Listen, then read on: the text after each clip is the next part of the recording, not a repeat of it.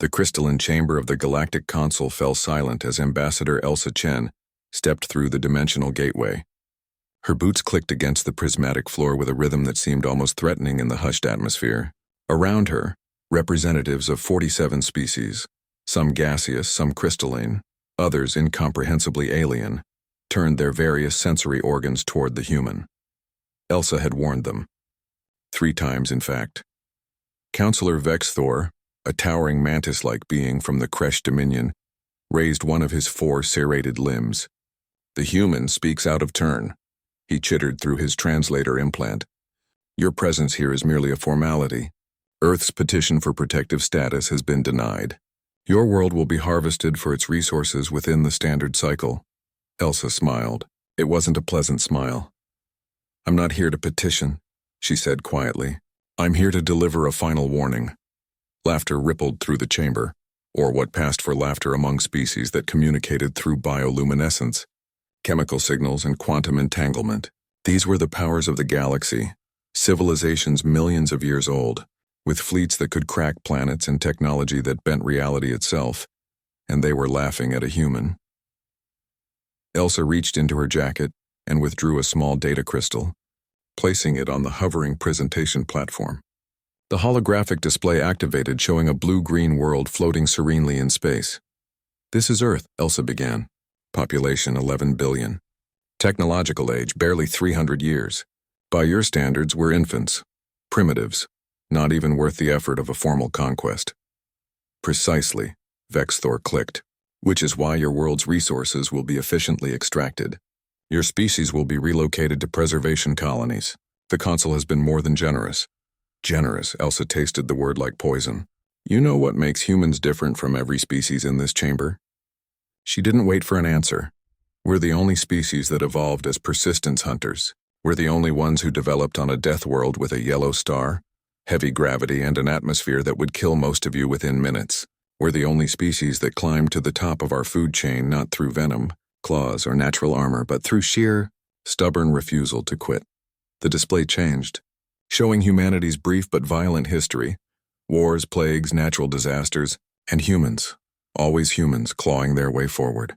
We split the atom while we still rode horses. We reached our moon using computers less powerful than what we now put in children's toys. We've survived ice ages, asteroid impacts, supervolcanoes, and our own worst impulses, and we're still here. Impressive for primitives. Counselor Zuri, a floating jellyfish-like entity, pulsed through the chamber's fluid medium. But irrelevant. Our harvesting fleets are already en route. Elsa's smile widened. I know. They entered our system 43 minutes ago. That's actually why I'm here. She tapped the data crystal and the display changed again. This is happening right now. The hologram showed Vexthor's pride.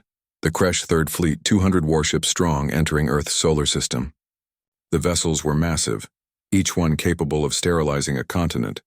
They moved in perfect formation, confident and unstoppable. And then the asteroids began to move. Not randomly, not naturally. With purpose. What? Vexthor began, but the words died in his translator. The asteroids accelerated, dozens of them, moving at velocities that should have been impossible for natural objects. They'd been positioned over months, moved slowly and carefully into precise orbits, retrofitted with human-built engines that the Consul's scouts had, dismissed as primitive chemical thrusters. They weren't just chemical thrusters. The first asteroid hit the flagship at 0.03 light speed. The warship, protected by shields that could withstand stellar radiation and antimatter warheads, simply ceased to exist. There was no explosion, no debris field, just a flash of light and a quantum echo where a ship had been. The second asteroid followed. Then the third, then 10 more.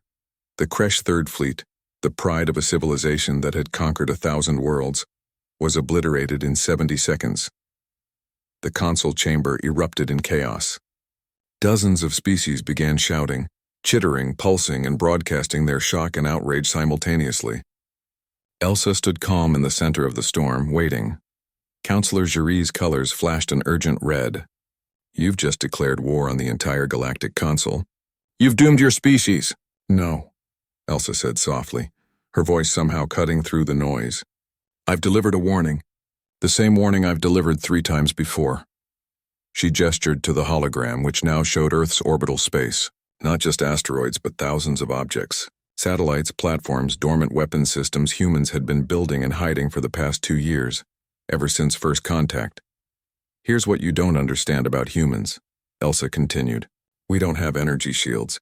We don't have faster-than-light travel. We don't have antimatter reactors or dimensional gateways. What we have is something you've all forgotten after millions of years of civilization. We remember what it means to fight for survival. She pulled up another display, showing human military doctrine, translated into galactic standard. Even the Consul's most warlike species recoiled at what they read. Every human above the age of 16 has basic combat training, Elsa explained. Every one of our cities has contingency plans for orbital bombardment. Every one of our ships, commercial, military, or otherwise, can be weaponized within hours. We've seeded our entire solar system with kinetic kill weapons. We've mapped every approach vector to our world and prepared countermeasures for scenarios you haven't even considered. Impossible, Vexthor whispered. You've only known about us for 2 years. 2 years, Elsa agreed. Do you know what humans accomplished in the last 2 years before we ended our final world war? We went from propeller aircraft to nuclear weapons, from telegraphs to quantum computers. When humans are scared, when we're threatened, we don't surrender. We innovate, we adapt, we become something new. She leaned forward, her voice dropping to something almost intimate. So here's my final warning, the one I really came to deliver. Leave Earth alone. Leave our system alone. Let us grow at our own pace. Because if you force us to fight, if you make us your enemy, we won't just resist. We'll learn, we'll study you. We'll figure out how your technology works, how your societies function, how your biology operates. And then, Elsa's smile turned cold. We'll beat you at your own game, because that's what humans do. We're persistence hunters. We don't quit. We don't surrender. We chase our prey across continents, across centuries, across the stars if we have to. And we never, ever stop. The chamber was silent. The harvesting fleet is gone. Counselor Jury pulsed weakly. You've made your point, have I? Elsa picked up her data crystal. Because I'm not sure you understand. That wasn't Earth's military. That wasn't our government. That was a single corporation. A private mining company that donated their asteroid-moving equipment to the defense effort. We have thousands of corporations, hundreds of nations, billions of humans, all of them just as stubborn and crazy as the people who just destroyed your fleet. She turned toward the dimensional gateway. Stay away from Earth, she said over her shoulder. Because we warned you. 3 times we warned you, and humans only warn people we still consider potential friends. Ambassador Elsa Chen stepped through the gateway and vanished, leaving the Galactic Consul in stunned, terrified silence. Back on Earth in a small apartment in New Beijing, her brother Riza watched the live feed and allowed himself a small smile. His sister had always been the diplomatic one.